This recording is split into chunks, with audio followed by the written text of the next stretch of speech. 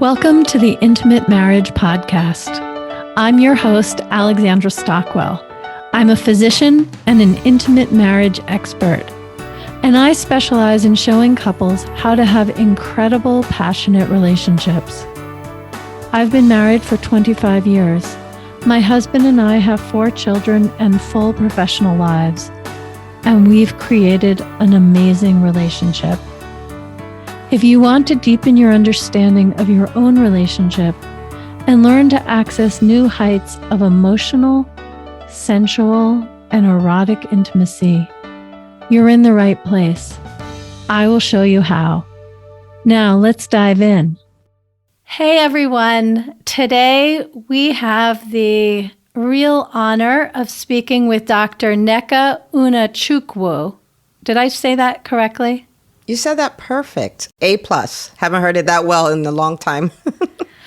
Well, one of the reasons you may not have heard it said that well is because you are known by people throughout the world as Dr. Una, and I might go ahead and use that term as we go forward, but your whole name is so beautiful. And actually, before I introduce you further, my guess is that it has a meaning. What is the meaning? Yeah, so my first name is Nneka, and it means mother is supreme. My dad really loved his mother, so that's how I ended up with that name. And then the last name, Unachukwu, means house of God. So, yeah. Wow. Mothers are amazing, and God is amazing. I guess that's what my name means. I'm glad I asked. I think the only thing is to add a middle name, which says medicine and doctors and service and contribution are amazing, but you bring that with how you live. So for those unfamiliar with Dr. Una, or maybe you are, but I'm going to introduce her in my way. She is a pediatrician, a champion podcaster, the CEO and founder of Ivy League Pediatrics in Lawrenceville, Georgia.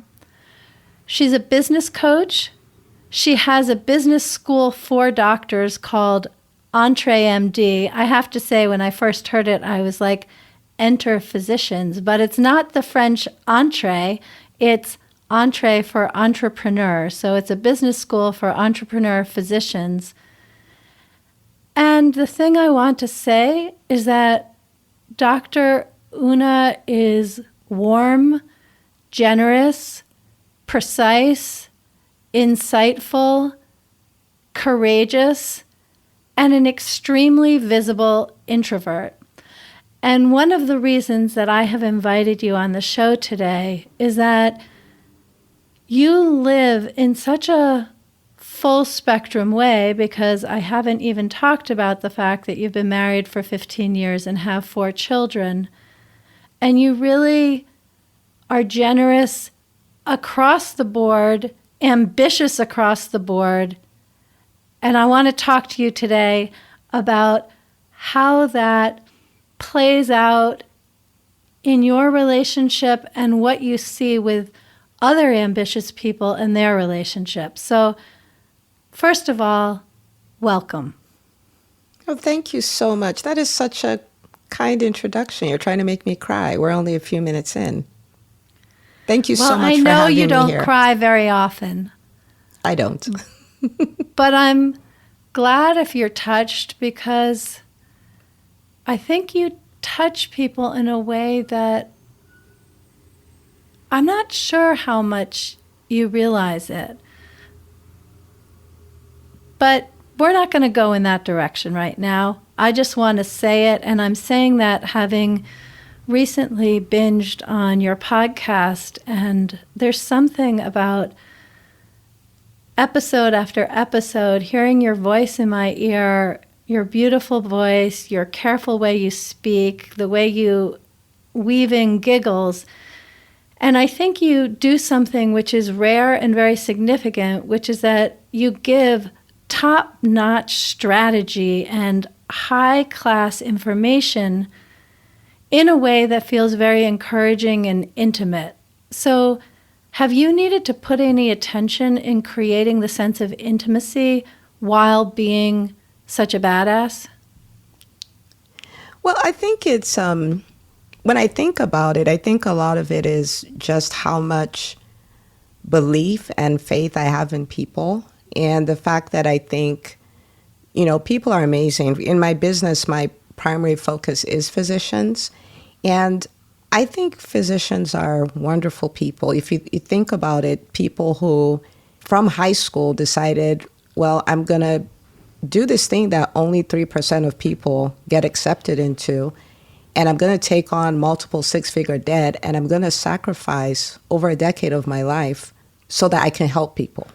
I think it takes an amazing person to do that. And for me to see that they're just one skill away from actually building careers they love, like if you can just add business skills to what you have, you can create the freedom you've always wanted. You can practice medicine the way you've wanted. So I'm very aware of the amount of how amazing physicians are, and I just want to help. And so I think about the people that would listen to my podcast all the time, think about what their struggles are, think about what the hangups are, think about the fears. And I know them because I had all of them. And so when I'm talking on my podcast, I've had that conversation in my head 10 times. I've thought about how to resolve that problem for my listener, 100 times. And I'm just having a conversation with them saying, look, you can do this. And you don't think you can. I didn't think I could, but you can. Like, we've been lied to. So I guess I love people, so it's easier to do that.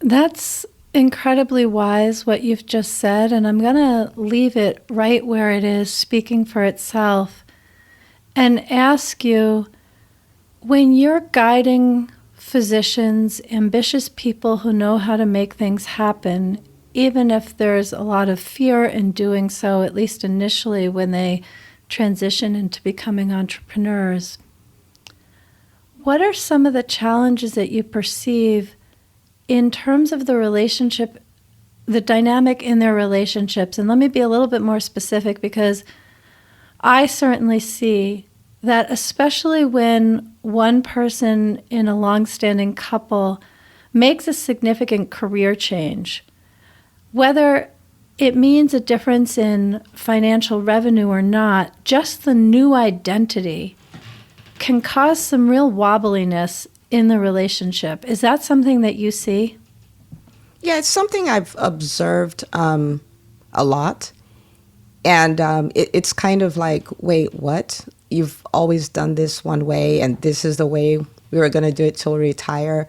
And all of a sudden you're like, well, I'm going to sign up for this $20,000 coaching program, and I'm going to do this and that. It's a bit of a rude shock for a lot.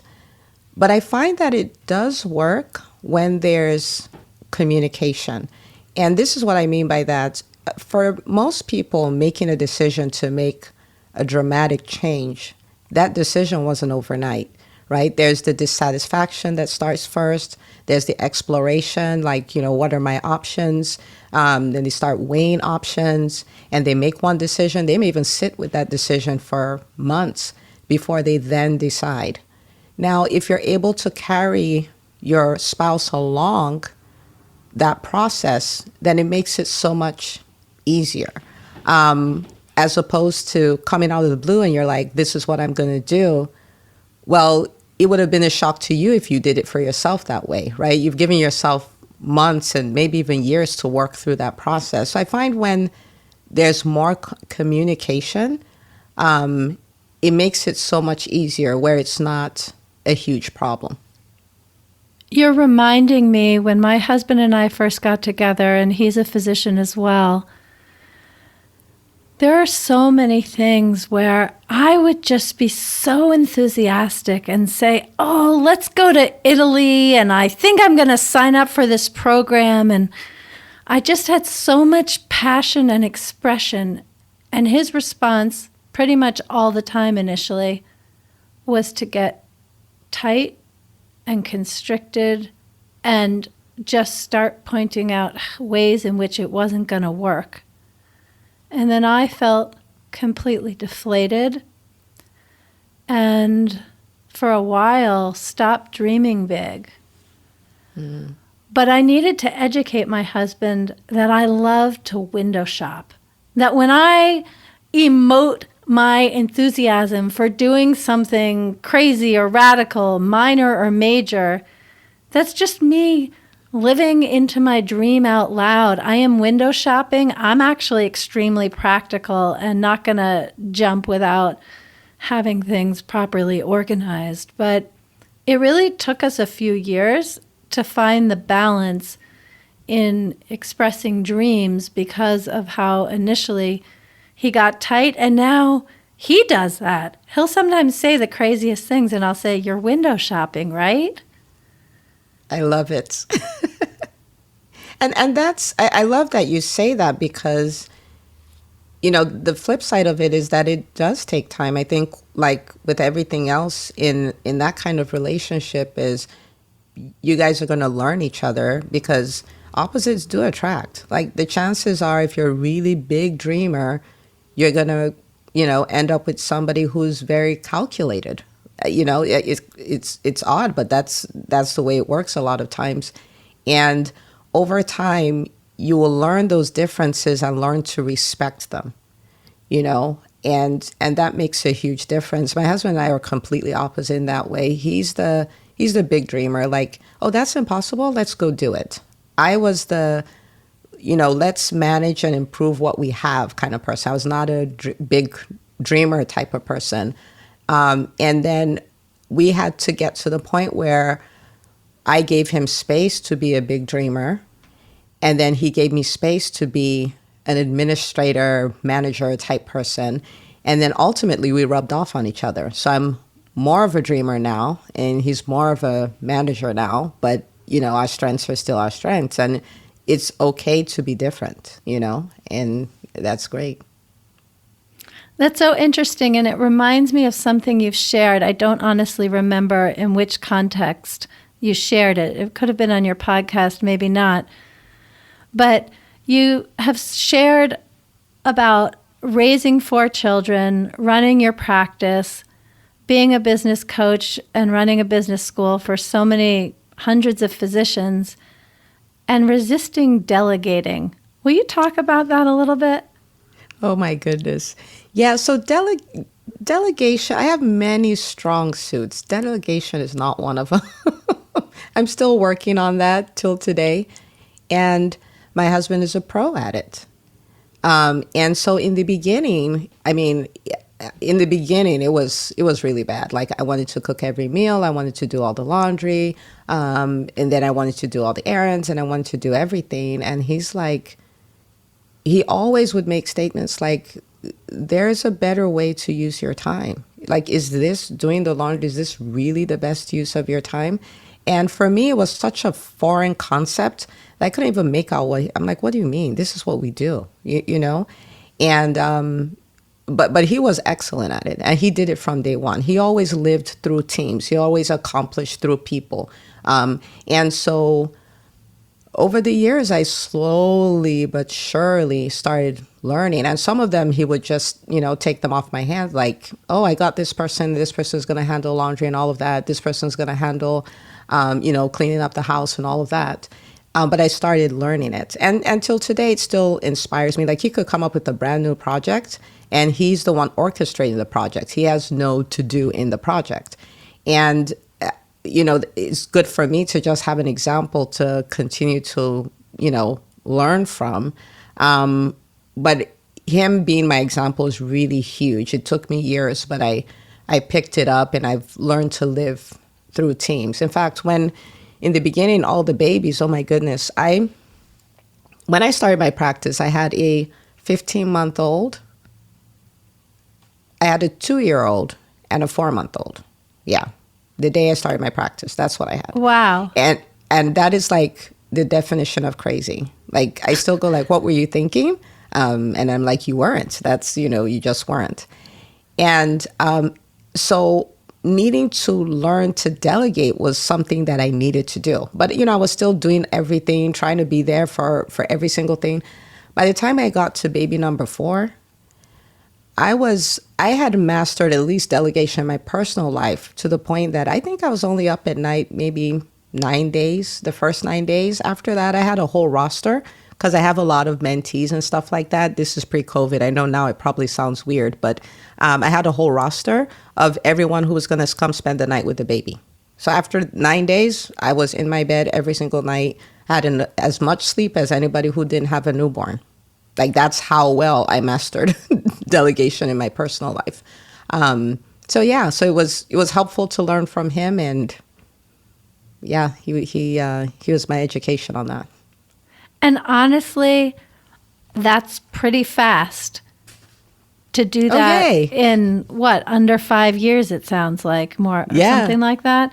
Yeah. Because these are habits that die so hard. In fact, hearing you, it actually sounds like your evolution with delegation happened quite elegantly. I had an experience which was not so elegant at all, where with my first child, we used cloth diapers, and I wanted them folded a particular way so that when I reached my hand into the drawer to get them out, they would lie right in the diaper.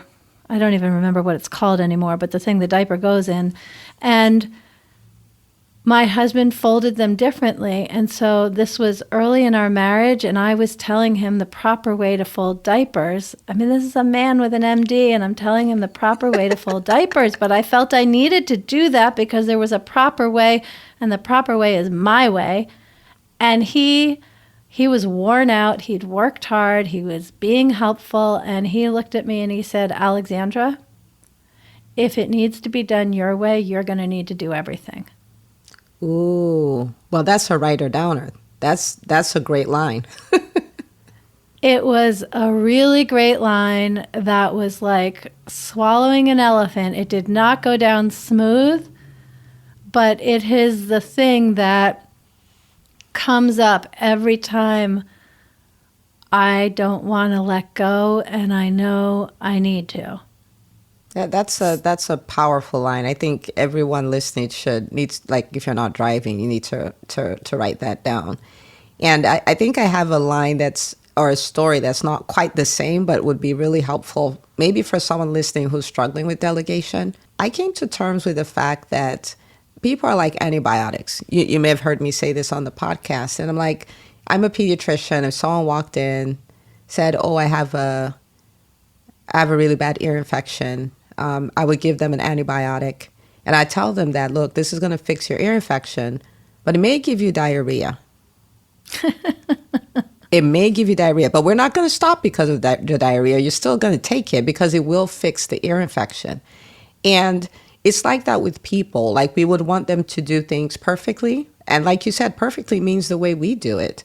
But the truth of the matter is they may do it a little differently. They may not do it as well as you. We may give them a B plus as their grade. But the truth is that's enough. If we're going to go higher, if we're going to accomplish more, if we're going to have time freedom, then we need to leverage the power of people. They will give us diarrhea, but they will fix the ear infection. So embrace it all, you know? Yeah, and as you know, one of my really big themes is uncompromising intimacy. At the point at which this conversation is released, I will have just done a podcast on the topic. And I'm really thinking, as we have this conversation, on the difference between compromise and prioritizing. Is that something that you want to respond to? Unpack that a little more for me.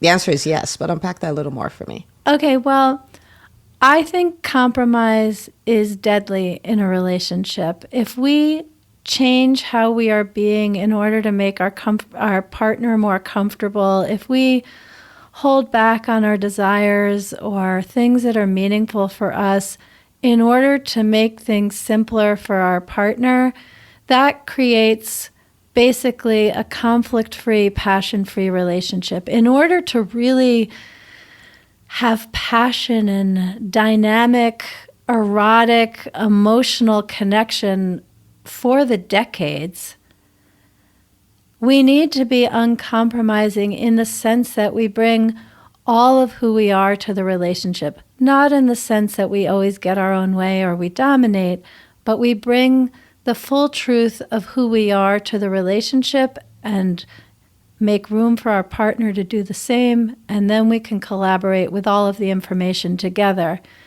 And so hearing you and realizing that the key to really be able to live the fullest life with the most meaning, the greatest service, and the greatest gratification, we really need to prioritize what's important. And if I listen too simplistically, that may sound a little bit like compromise, like I wanted the diapers to be folded a particular way. Was I compromising or acquiescing in having them done differently? And I don't think so at all. I think prioritizing being supported is far from compromising. But I just wonder if you have a thought about what I've laid out here.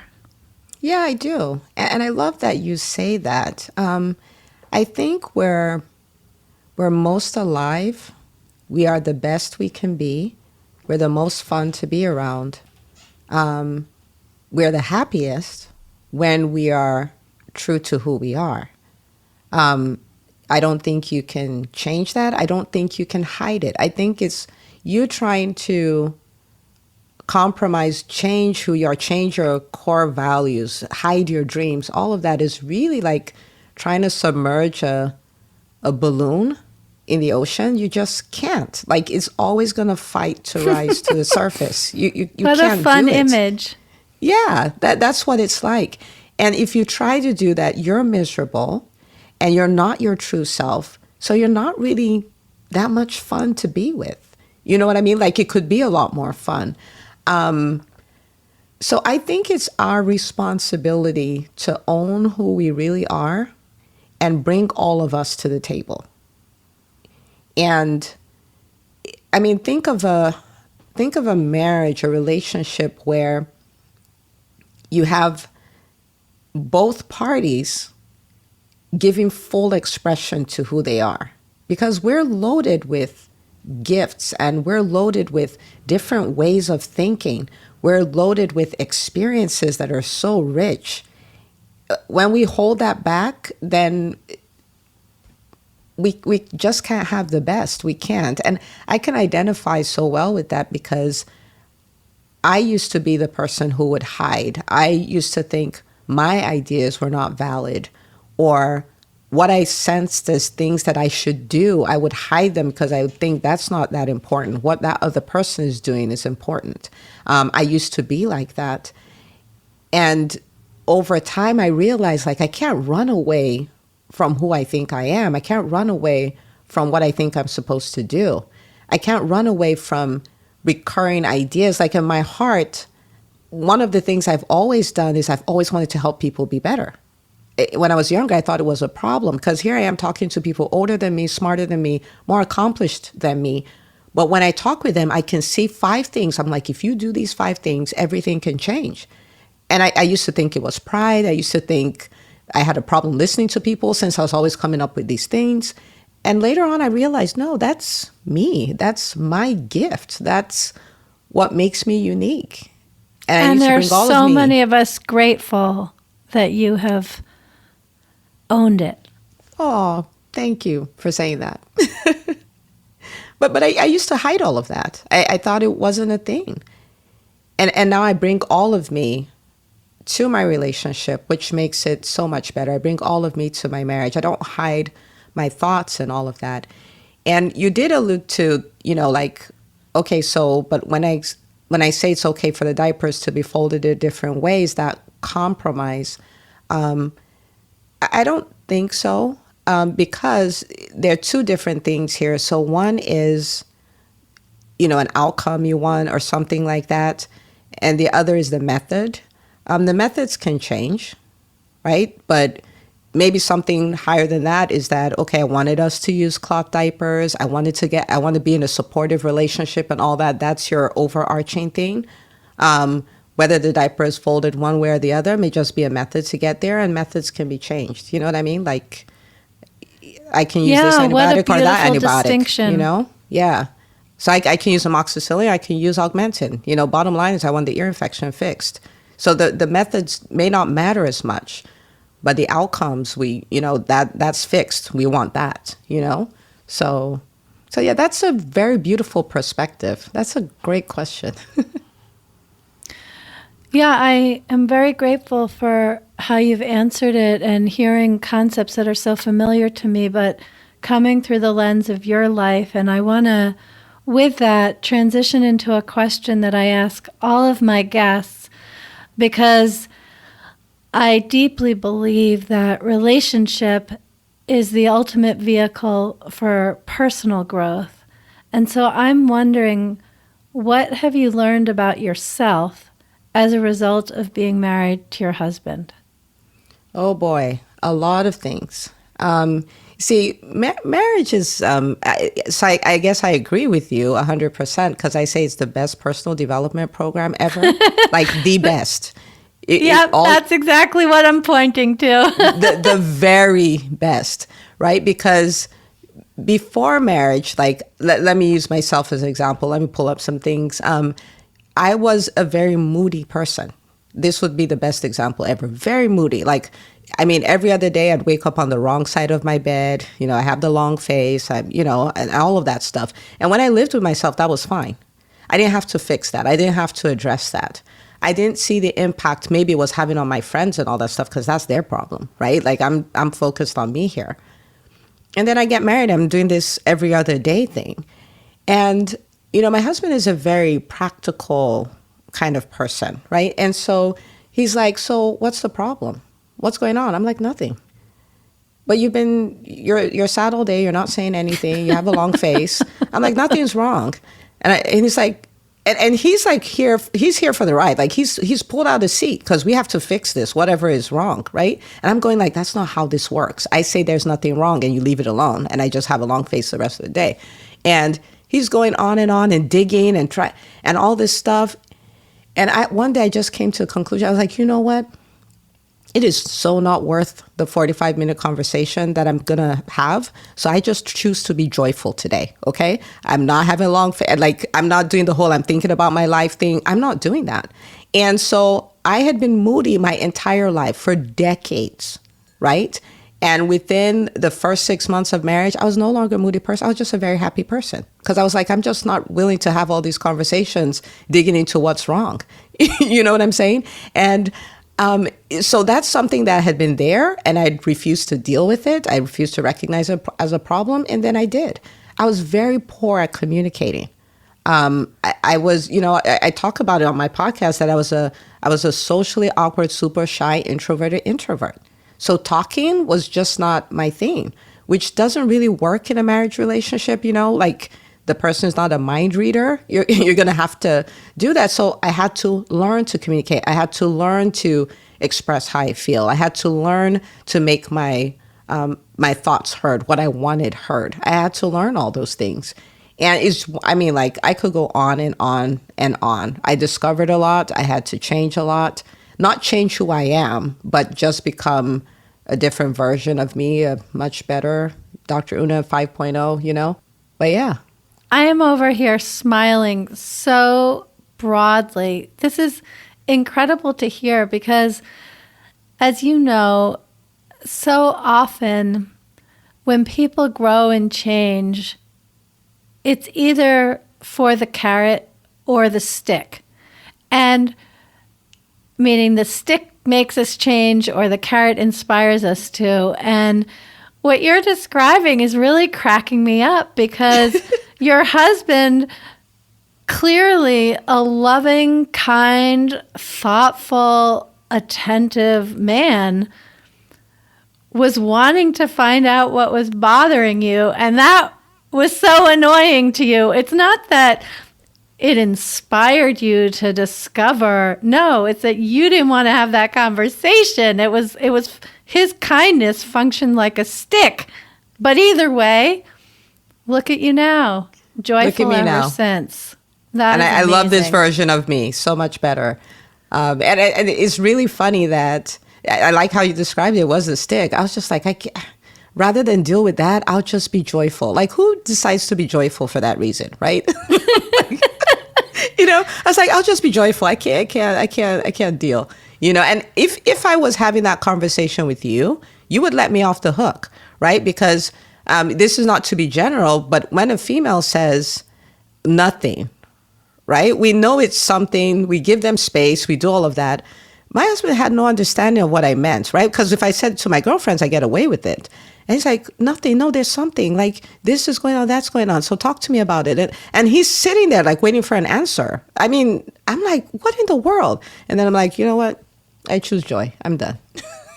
Well, and also it sounds like he saw the part of you, the joyful part of you, that you hadn't seen as clearly until he annoyed you so much by wondering why it wasn't out.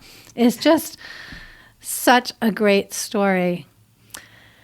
Well, speaking with you, letting you off the hook and not letting you off the hook, depending on the topic, is something that would be just delicious for hours. But instead of continuing for hours, why don't you go ahead and invite people to join you in the conversation on your podcast? Oh, yeah. The podcast is so much fun. So the podcast is called the EntreMD Podcast, and basically we talk about business. A lot of it is, mindset, because it's very different for physicians. We're taught one specific way. We're taught to be professionals, not that entrepreneurship is not professional. And there are a lot of things that are just very foreign concepts. And so we go through the mindset, we go through a lot of strategy, there's a lot of how-tos, and it's just a fun place for doctors to be. It's like a lot of doctors will say, I never got a business education. And I'm like, there's a MBA you can put in your pocket. That's the EntreMD Podcast. So if entrepreneurship is your thing, then, I invite you to come subscribe and, come binge away. And if entrepreneurship is not your thing, I invite you to come listen to. Things have changed. And doctor, if this is great, if this is okay, I'd like to share a story about when I first started off as an attending. Oh, yes, please. When I started off as an attending, it was my first day on the job. I was so excited. Like, I get my first real paycheck after, working forever for nothing. And I went in, I saw my first patient. I wrote my prescription. I didn't have to talk to anybody about the patient. I was doing my own thing. The buck stopped with me. And I remember coming out of the room, and it was so anticlimactic. It was like, wait a minute. So I'm just going to do this till I retire? Like, that's it? Because when you're chasing after your medical education, there's med school, then there's residency, then there's all these exams. You're always moving forward. And to me, it's like, then you've arrived. And that was an awful feeling. And I remember going like, this is not right. Now, years later, I stumbled onto entrepreneurship. And the beautiful thing about it is that is a vehicle through which you can live your purpose. Like, my thing was always, I want to help people be better. I want to help people crush obstacles. I want to help people hit milestones. And now, because I understand business systems, I can do that. And I have never worked in EntreMD because I'm doing what I love to do. I do what I'm wired to do. And because I built a business system around it, I'm free to do it. And people are different. I mean, you can do whatever you want, but if you can build a business system around it, then you never have to work again. So even if you don't think entrepreneurship is your thing, you should subscribe and listen. Just keep your options open. You never know what you'll find.